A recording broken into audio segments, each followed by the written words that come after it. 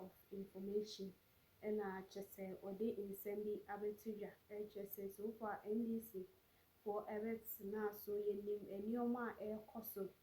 Now a banner a year pandan cases maybe I not just say Ebusia and I know airtime because you need to say NDC Everett's now so a year for a year elected or more a year judges a year penny for a year or more.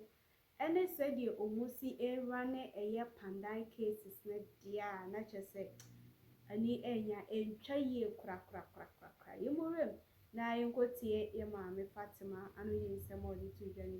That being said, now the NDC candidate now brought a petition before the High Court. The first time they filed the petition at the High Court in Tamale was on 23rd December 2024. And this point is very important because people are mixing the issues and even the counsel for the petitioner respondent are saying they were misled about the gazette, the date for the gazette, gazetting or gazette notification. And that is why we are now turning around to talk about jurisdictional error. And that is not the case. The first time they filed the petition was 23rd December 2024.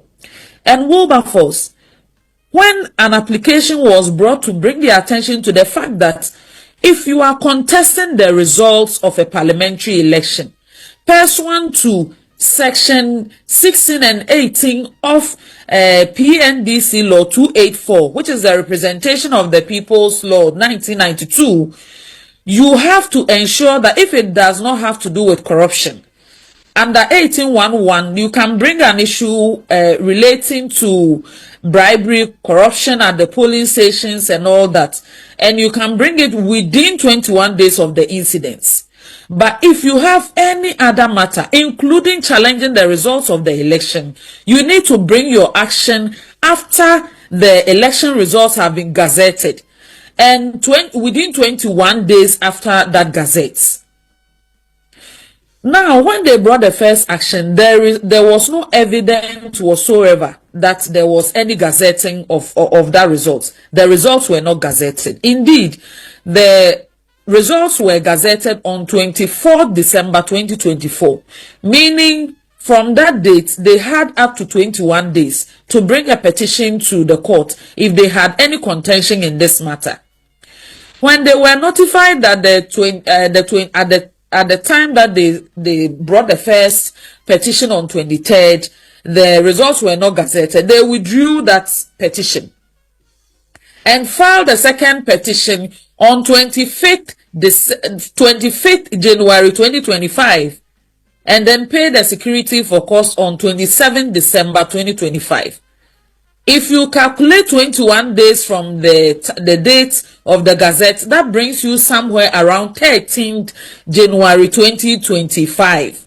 So they had up to close of 13th January to bring the petition, which they failed to do. And they brought the petition on 25th January. Now, the provisions under Section 18 of the Representation of the People's Act, they are strict. If you look at the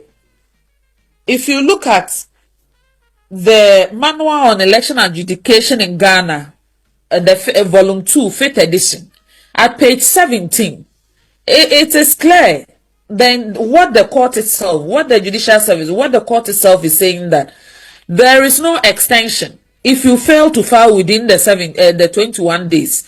It means you are not interested in pursuing legal action. If you don't file within that period and you don't pay the security for cost, it means you are not interested in pursuing the action. So how is it the case that a petitioner will file a petition out of time on 25th January 2025, and then the court will proceed to go ahead and hear the petition and go through the entire trial and then give judgments? We became legal representatives or lawyers for the respondent appellants, Honorable Martin Yindam, after the court had already given judgment in the petition. And it was clear to us that the court could not have assumed jurisdiction when the party failed to file the petition within the 21 days stipulated under the law. And when the law prescribes that things should be done in a particular way, you cannot set that aside and choose how you want to go about it. And you will clearly notice that within between January, February of 2025, a lot of constituencies, they wanted to bring election petition. But clearly, if the court realized that you are filing out of time, they would have to throw the case out, because the court cannot assume jurisdiction where it has none, and where the jurisdiction of the court has not been properly invoked. That being said, there is also this issue about the election petition making it appear as if it was a very close election. The results were not even close.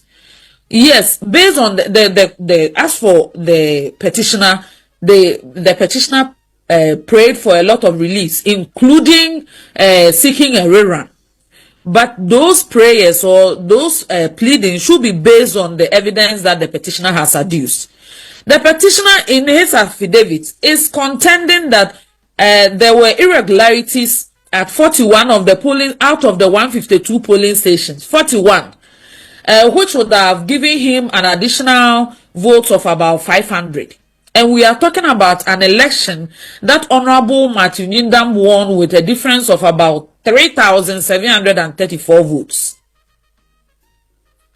And at the end of the day, when the judgment came, we felt that the judgment was against the weight of the evidence that was adduced in courts. And number two, we felt that we also believe that it was our belief that the trial judge erred in assuming jurisdiction to nullify results from the 152 polling stations, and also ordering the rerun of elections in 152 polling stations where the court's jurisdiction was not properly invoked. So what did we do? We filed a notice of appeal on 1st December 2025. We also filed an application to stay execution of the judgment of the court, which was heard last Wednesday. We were in Tamale last week to move praying the court to stay execution, and the trial judge has set 18th of December for his ruling. Also, we felt that we believe there was a need to invoke the supervisory jurisdiction of the Supreme Court in this matter, because jurisdiction is not something that we play with. Jurisdiction is not something that respectfully we can treat lightly. So it was the decision of the legal team that it's important to invoke the supervisory jurisdiction of the Supreme Court, stating that the High Court proceeded to hear a matter when it had no jurisdiction. And there are a lot of decisions of the Supreme Court which are stated that where the court assumes jurisdiction when it has none, then the decision of the court need not take effect. And a party that is affected by such a decision will be entitled to a right to set it aside. And I'm citing the case of Amwesi III versus Trinto, 1987-1988, One Ghana Law Reports at 554. So these are some of the key issues that we brought before the court in the stay, and also which we have stated in our notice of appeal, which we submitted. We filed at Tamale, and also some of the issues that we have raised in the application for another of certiorari to quash the decision of the court. Now, what is the contention with the clerk to parliament? When the notice of appeal was filed, Parliament was served, bearing in mind that upon the judgment delivered by the High Court, Parliament will take notice and subsequently write to the Electoral Commission declaring that there is a vacant seat, and the EC must take necessary steps to conduct a rerun of the election. So on 1st December, we notified Parliament stating that this is not the end of the case, that we seek to appeal the decision of the High Court. And also, we've also filed these processes at the Supreme Court. All the processes were served on Parliament. On 1st December, there was a search conducted, which also showed that indeed Parliament was duly served. Then on 4th December, the clerk to Parliament proceeded, who is a lawyer, proceeded to write to the Electoral Commission, stating that the Pandai seat, based on the judgment delivered by the High Court on 24th November, has become vacant, and the EC should take the necessary steps to conduct a rerun so that they will be able to get a member of Parliament for the good people of Pandai. And clearly, if you look at the precedent that we've had in the past on vacant seats in Parliament, this is not how they've gone about it. I can cite the case of Ayawaso West Wugon. I can cite the case of Nkranza when Honorable Eric Amwating had this legal battle in the US based on the drug issues. I can also cite the Keta case and so on and so forth. If there is a pending legal case, it's important that Parliament will take notice, especially when Parliament has been duly notified, to ensure that they follow the case and then take a decision when there is clarity that there is a final adjudication on the matter. But it didn't happen in this instance. And that is why we have decided to run back to the courts, praying for some of the reliefs that I've spoken about, so that justice will be served.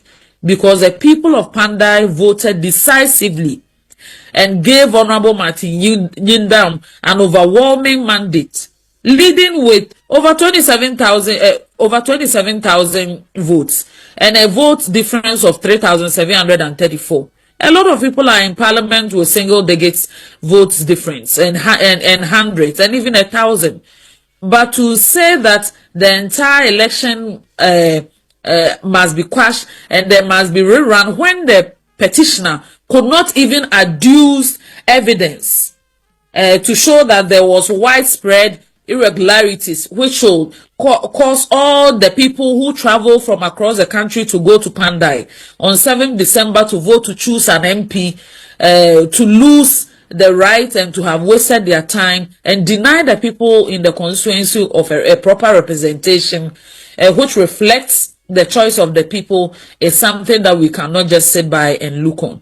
So this is what has informed the necessary decisions that have been taken and the steps, and we are praying that when we go to the Supreme Court on Tuesday and subsequently when we go back to Tamale on Thursday 18th December to hear the ruling on the application for stay, we'll hear, it's our prayer that we hear something favorable and something that will deliver justice. Okay.